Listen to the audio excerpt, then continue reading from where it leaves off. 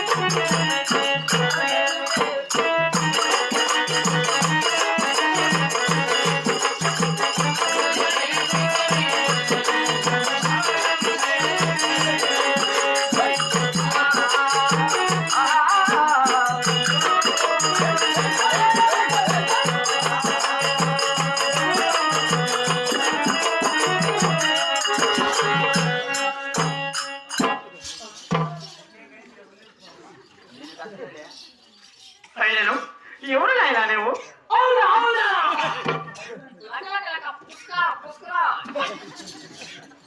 ఎవరండి ఏమన్నా పలుకుతున్న మాటలో ఎవరు నాయనా?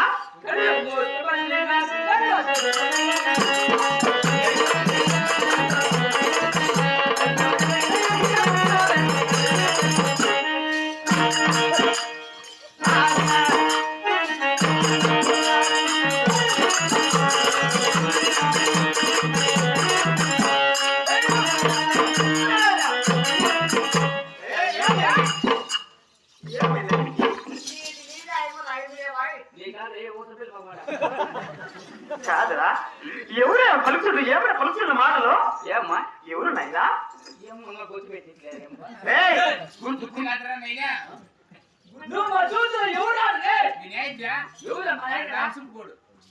భద్రంగా